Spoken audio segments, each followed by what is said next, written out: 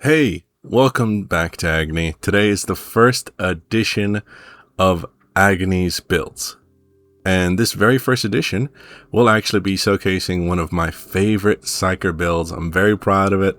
I think I came up with 90% of it. I'm so happy and satisfied with it, and I'm very eager to share it with you. This is called Firestarter. Now, the first thing that you'll need, and really the main part of the entire build, is the Inferno Force Staff.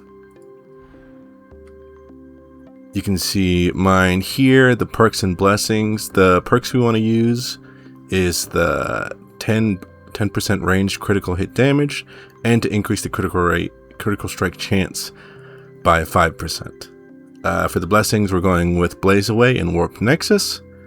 Those will make sense as we go. The primary weapon that you're going to want to use is, or your melee, I guess, because it's not the primary weapon for this build, is either the Blaze Force Greatsword or just the Blaze Force Sword itself. Both of these will work. They really help with the build, and it's really important to have these two, as the Deflector Blessing is really helping to cover up basically the one weakness that this build has. You can see I got the block efficiency perk on there and the melee hit chance perk as well. For the blessings, I have the Deflector, like I said, which basically just decreases block cost, and Blazing Spirit, which means that enemies will gain 4 stacks of Soul Blaze on a critical hit. The talents and everything else will go like this. We're going to kind of weave our way all the way around. Serpentine-like motion. I'll hit some highlights though. For the Blitz, we're going with Smite. We are also getting Enfeeble. For our Aura, we're going Prescience. Ability, Scryer's Gaze with Precognition and Warp Unbound. And for our Keystone, Warp Siphon with Essence Harvest, Warp Battery, and In Fire Reborn. And we'll take a quick little look at some of these smaller ones. Every single one of these is actually critically important. Before we get into the individual talent tree nodes, I actually wanted to give kind of an overview and a brief glimpse into basically what the build is like, what it does, why it is called Firestarter. So the main goal with this is to basically take advantage of the Inferno Force Staff's natural abilities to stagger,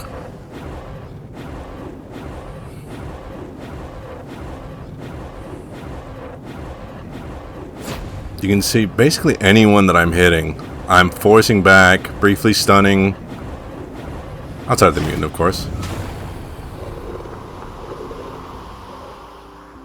And the main focus that we're trying to go after, the main thing that we're after, is to get as high as we can in terms of peril. You can already see a pretty high amount of crits. We're trying to get as high as we can.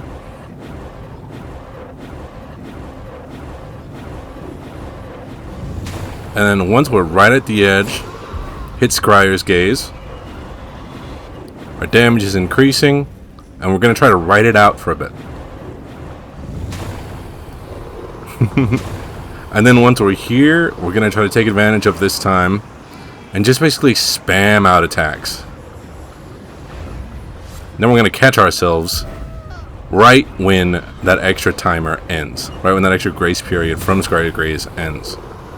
Now that is the difficult part, but in exchange for this, it means you're constantly at max peril, constantly dealing increased critical hits,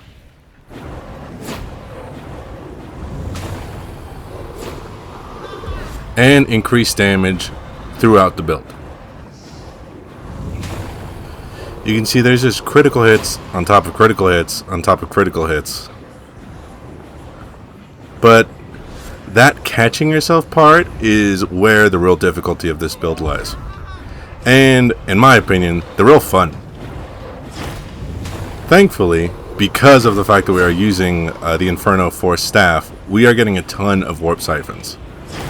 Both because we're attacking and killing elite and specialists, but also because any kill with Soul Blaze, the main weapon that the Inferno Force Staff uses, has a 10% chance to give us a Warp Siphon stack. So any of these kills will have a 10% chance to give it back to us. That'll decrease our cooldown and allow us to catch ourselves so we can stay right at that limit. Right at that 100% for as long as possible. Now, when things are a bit calm, then you should have no problem kind of getting Scryer's Gaze, managing it, keeping yourself below the 100 as to the max duration as much as possible. But when you're in the heat of battle, when you've got 6 Crushers on you, 10 Scab Ragers, 11 Dreg Ragers, and a Mutant screaming at you, then you're going to really be just kind of riding the lightning, so to speak. You're going to be moving, dodging, staggering, and keeping yourself right at that 100 and constantly catching yourself while also outputting a ton of critical hits, a ton of damage. That's essentially what this build is all about. Staggering, critical hits, and a lot of damage. And even something like the Crusher, we won't be able to take it down instantly like some other builds.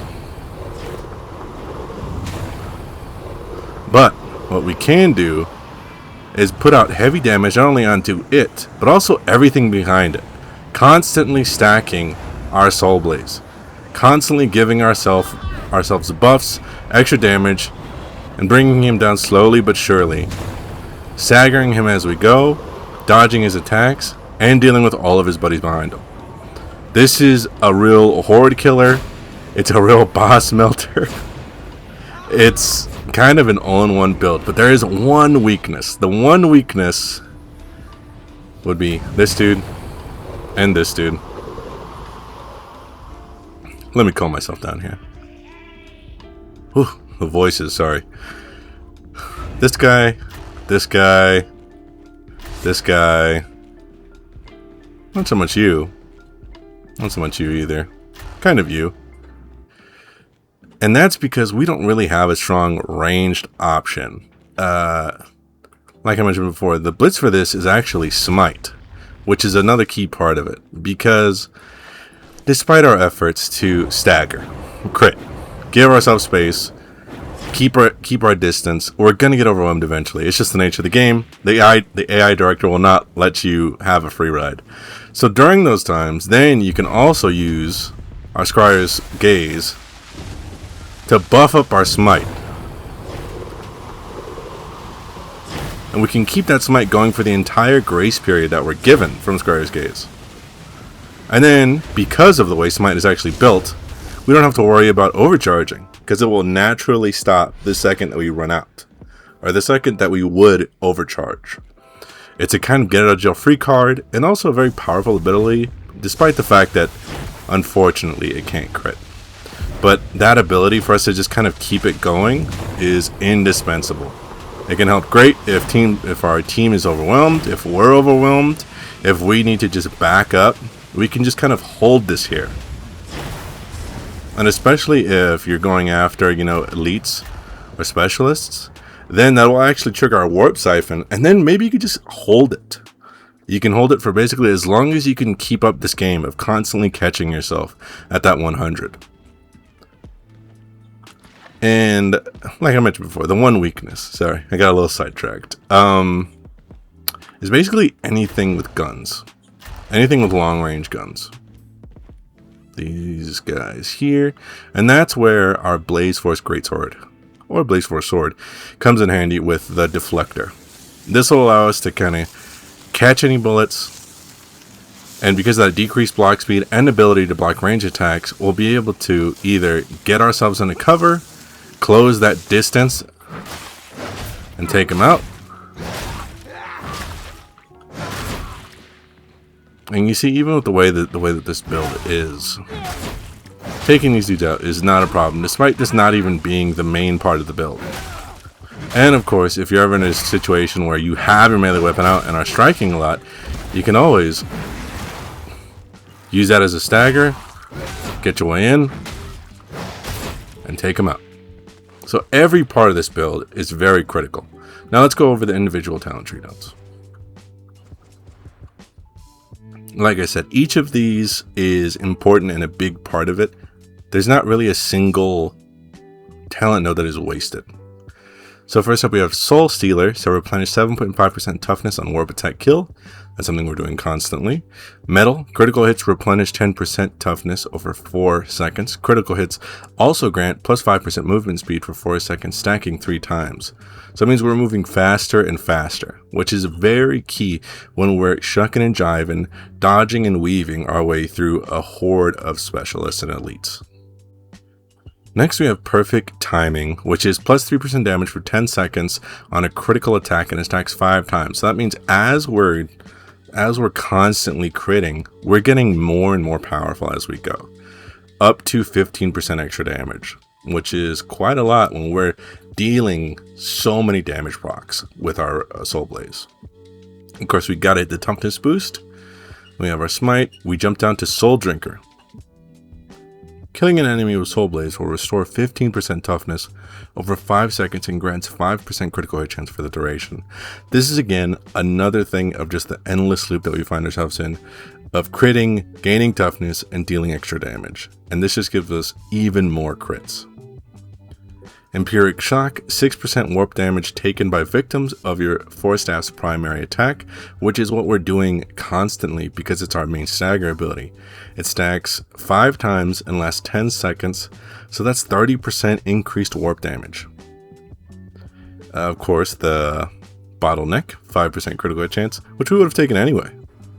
Next, we jump to Prescience, which is for all allies, including us in Coherency, gain a 5% critical hit chance. Again, more crits.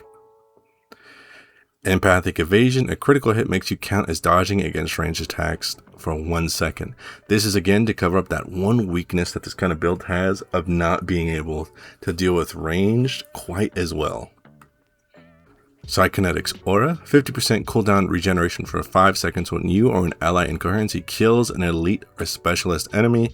This is to help get us back Scryer's Gaze right when we need it. Like I said, the catching ourselves part. Immaterial Focus, 10% damage resistance. In addition, while at critical peril and for 4 seconds afterwards, you are stun immune. This is really just to give us a bit of damage resistance and to make it so while we're at our max peril, which is where we are almost constantly when things are going bad, we are completely stun immune, giving us the chance to just pump out more damage and just deal with the hordes. One with Warp, gain toughness damage reduction of 10% to 33% based on your current peril. So even at our lowest, it's a 10%, but when we're at our highest, it's an extra 33%. Toughness damage reduction in addition to the toughness that we're gaining back. You know, this is just another piece of the build that is incredibly important in allowing us to kind of stay in the fight, stay right where we need to be. Of course, the next Bottleneck, plus 25 toughness, don't really have a chance there. Scryer's Gaze, I guess I can read these too. Scryer's Gaze, triggers Scryer's Gaze. When entering Scryer's Gaze, you quail 50% peril, as well as gain 10% damage, 20% critical chance, plus 10% weak spot damage, 20% toughness damage reduction, and suppression immunity. You also regain 2.7% toughness each second. For each second in Scryer's Gaze, you gain 1% up to a maximum of 1% damage up to a maximum of 30%. This effect lingers for 10 seconds after leaving Scryer's Gaze. While in Scryer's Gaze, you build up peril. Buildup is temporarily slowed down by enemy kills. At 100% peril, Scryer's Gaze ends. Base cooldown is 25 seconds. Precognition. We won't use the main part of this, but we will use the secondary part of this. Weak spot kills count as 1 second spent in Scryer's Gaze. For each second spent in Scryer's Gaze, you now also gain 1% finesse damage, which lingers for 10 seconds after leaving Scryer's Gaze. This again matches the also just flat damage buff that we get for the longer that we can keep in Scryer's Gaze. And this last part is really how this whole build kind of works. Scryer's Gaze now also prevents overloading from Perils of the Warp during its lingering effect. Now you see that lingering effect is 10 seconds, and our base cooldown is 25 seconds. So we need to get Scryer's Gaze back to catch ourselves in less than half of its natural cooldown, which, as you would imagine, is quite the tightrope to walk, which in my opinion is one of the most fun parts of this, is constantly having that catching yourself part of the build. It's just a blast. Burning down the hordes, catching yourself, staying at 100% peril constantly. It's quite the rush. Let's continue. Just some operative modifiers, 10% melee damage to help when we get stuck, plus 1% stamina. We need to get this to get over here. The Warp Rider, up to 20%, deal up to 20% damage, increases as your peril increases, just a flat damage buff, which we are constantly using because we want to stay at 100% peril basically all the time. Puppet Master, 75% radius for your coherency aura. This is important for up here for Psykinetics aura when you are an ally in coherency, and this increases our coherency, which also makes it so our teammates get prescience when they really shouldn't. As we continue, penetration of the soul up to 20% rending on warp attacks. This just helps us to deal with crushers, enemies with armor, that sort of thing. We need to get this toughness damage reduction, but we would have gotten it anyway. Then for Warp Siphon, killing an elite or specialist enemy gains you a warp charge for 25 seconds, stacking 4 times. Each stack increases base damage by 4%. Your next combat ability spends all available warp charges to reduce the cooldown of that combat ability by 7.5% per warp charge. So that's why we also constantly want to be at as many Warp Siphon stacks as possible, and that'll make sense as we go. Like how we can stay there. Replenish 30% toughness over 5 seconds on gaining a warp charge. Gaining a new warp charge during this time resets the timer. So that means we're constantly just slowly getting toughness back, in addition to all the other toughness sources that we have. Warp Battery to store up to 6 warp charges, and to close out the build, Infire Reborn, killing an enemy with Soul Blaze has a 10% chance to grant you a warp charge. So that is how everything comes together. You can really get a strong feel for it. Everything in the build has to do with critting and extra damage, and it, thanks to the way the Inferno Force Staff works, also it's staggering. So we are constantly staggering, critting, dealing increased damage, making ourselves invulnerable, making ourselves harder to hit, and when that fails, we have this to block ranged attacks, and when that fails, we have our Infinite Smite to hold everyone off and push them back. Get a bit of our space back. That is every step of this build. With all that said, let's hop into a game and see if we can't see a little bit of this in action. Let's hop right into an aura difficulty mission, and I'll play it with no voiceover, but I will highlight a few key moments as we go through and kind of break down how the build is working, what my thought process is, and how everything will work out. Okay. Here we are in the middle of a mission. I believe this is the final mission in the campaign, the one where you disrupt the ritual. I felt like this mission was, it did a good job of showcasing the utility and versatility of this build. How kind of each part of it is its own strength. Both the Inferno Force Staff and the Greatsword, as well as our abilities, which is Smite and Scryer's Gaze, and kind of using all of them like I went over before. Right as we get to this point where we're going to drop down, the main thing that I am looking forward to using this build, is just enemies to stagger, disrupt, because that stagger is definitely going to help our team out. This build isn't the most like kind of burst damage. It's very much over time, except for I guess the Greatsword, which can really get us out of a pinch. But with everything else, we're basically looking to just stagger our opponents, open them up, get our Soul Flame stacks on, build our crit chance, build our peril. Get a little worried about that sniper, but our teammate took care of it. Here we're going down the stairs. Again, just trying to stagger as much as we can. Help our team get a bit of utility. Mark that Rager. I get hit by that Gunner, who I didn't see. And you can even see in this moment the The Rager and the Trapper, both of them get staggered. It's a great help for our team. I see there's a number of special enemies here. Specialists, I guess. So I start throwing down the flame, or I guess the alt fire. We dealt with those quickly, so I again just start staggering with our primary. Launching it as much as we can. There's just 1 or 2 guys left here, so I take out the sword to try to knock them down, and the sword is a great use. Big pileup of enemies here.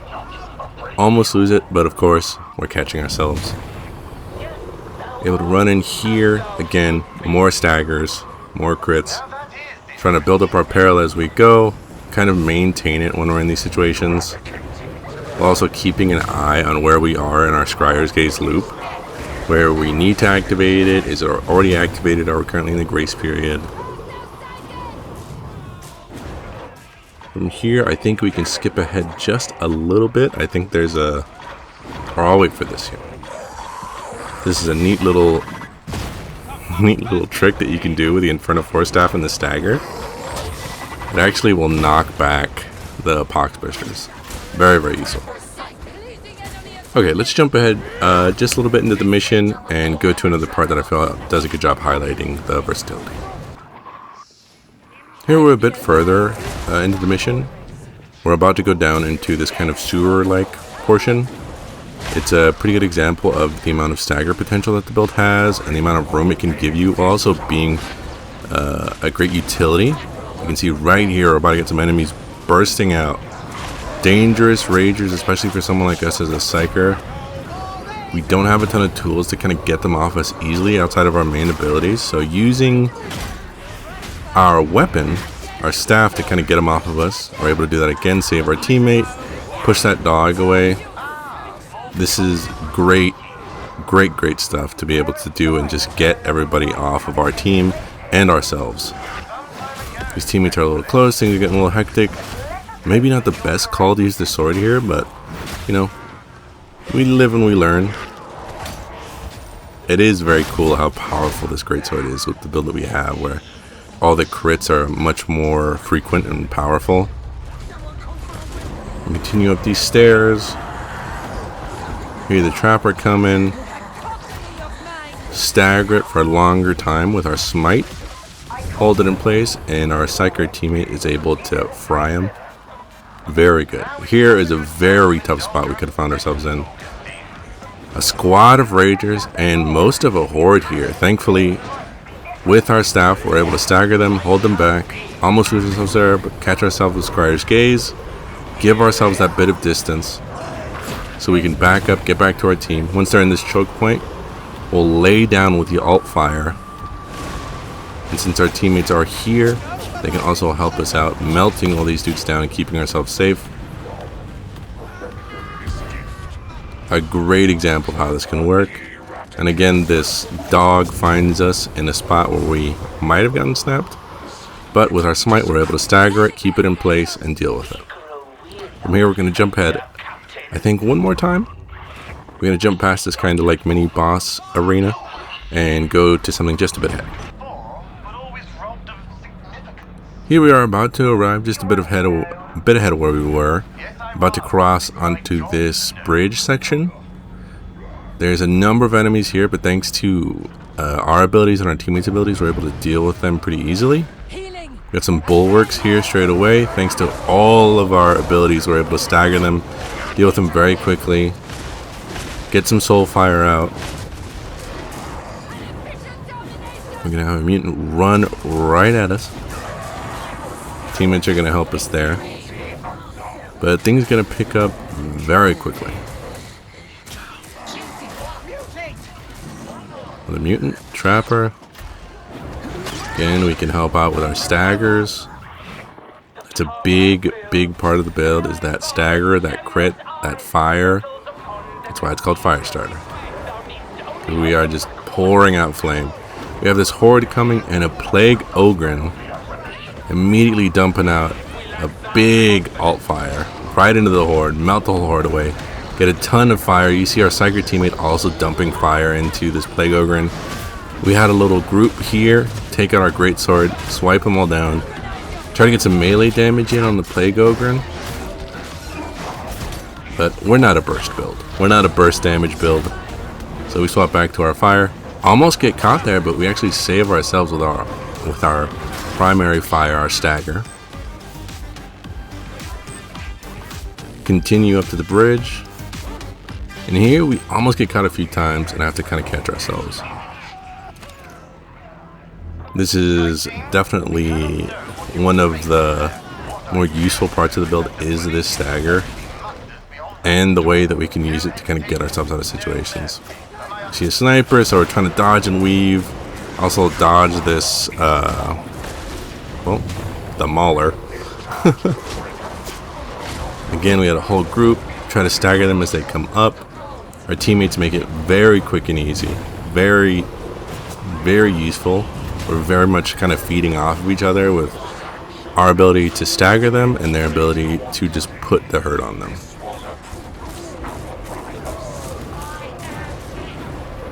Very good examples of how to use the Skitarii class and the Skitarii weapons to just pump out damage.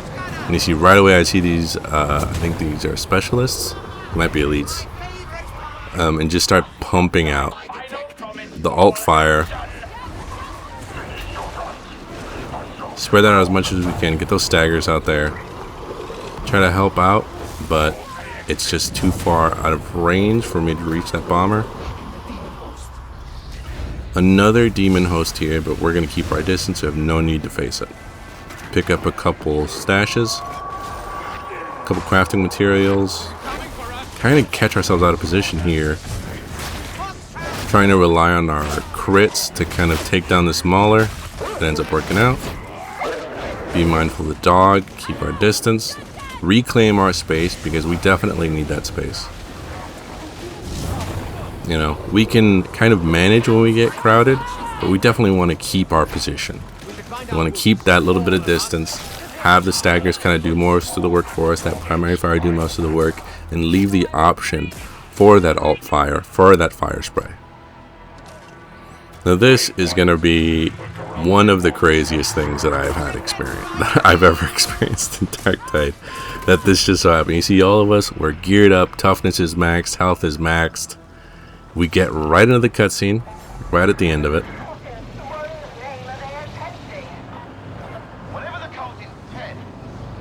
Very scary looking end. And one of us dies and the rest of us are near death. Definitely a tough spot. We're playing on Auric. This can be a pretty tough area to get trapped in, especially at such low health. I mean, if you just breathe on me, I'll go down. But we're trying to keep our position, find our footing.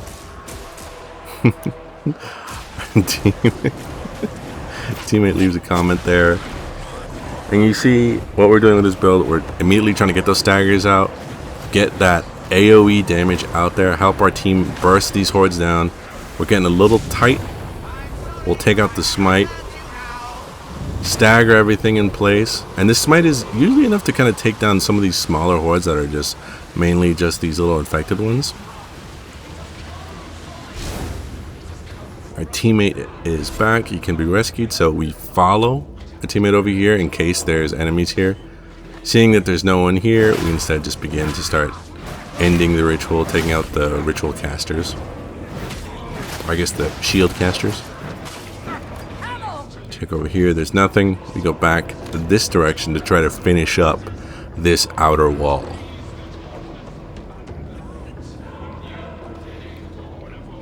More casters. Take them down. See a Reaper. Small little horde here, nothing major. We start to get a little crowded. Keep our distance, mind our staggers. You can see us staggering them, getting them off of our team. These are heading off. We hear our teammate by themselves. Try to follow, but they're just so good they don't really need us to worry about them. So instead just start pumping out some alt fire. We're able to take down that bulwark. Again, we're trying to keep our positioning, manage our cooldown. We're thankfully not in a position where we need to have to constantly be at max. But things can change very quickly. Our teammate is the unfortunate victim of a massive overhead from the Crusher. So me and this Psyker here are also just trying to get our damage in, get our staggers in, get some soul fire in. Try to do a little bit with my melee since it crits.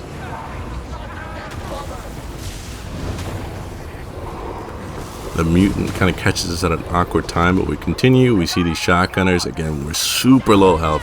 Any of these could just knock us right down. If these catch us at a bad time, a whole horde of them, so we try to get with our smite. That, along with our teammates, allow us to just wipe this horde out. Again, all of these things, we're playing a part in all of these. We're helping to set up these situations. Getting them off of our teammates. Putting our teammates in a position to better succeed, while also kind of fanning the flames ourselves, spreading our soul fire, using our smite, managing our Scryer's Gaze. All of these things are coming together very well, along with our melee weapon, to really act as like a last resort if we are in need of something quick. The rest of this is all just kind of staggering, AoE, damage over time. We get the last shield down. Again, things are a little crowded, and I finally get caught here. But our teammate, being a Skatari, is able to help me out. But now we're right in that danger zone. Only 1 bar left of health. But they're able to quickly wrap up, finish up. And that's that.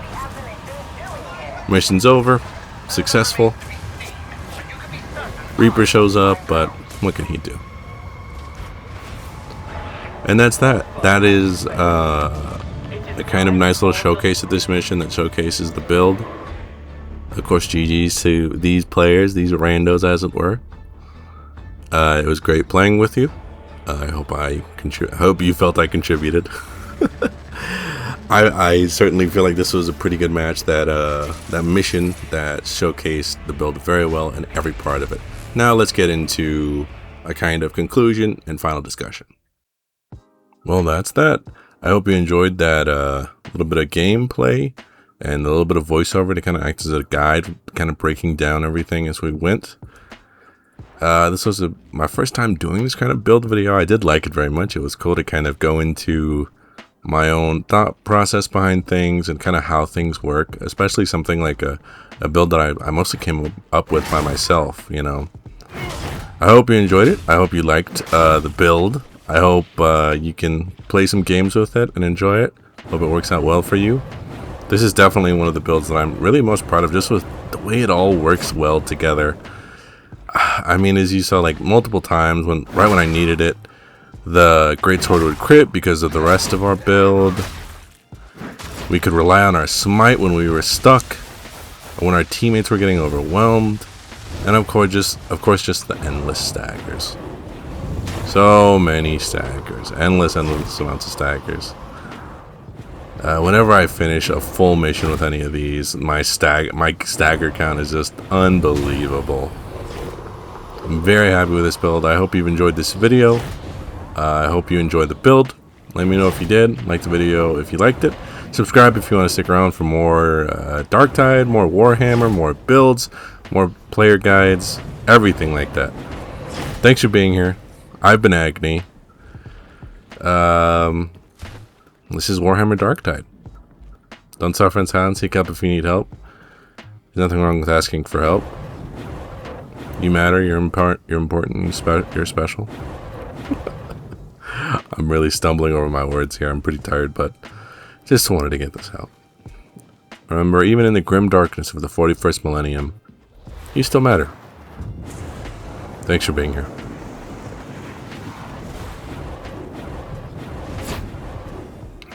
I've been Agni. This is Darktide. And this has been Firestarter. I'll catch you in the next one. Bye-bye.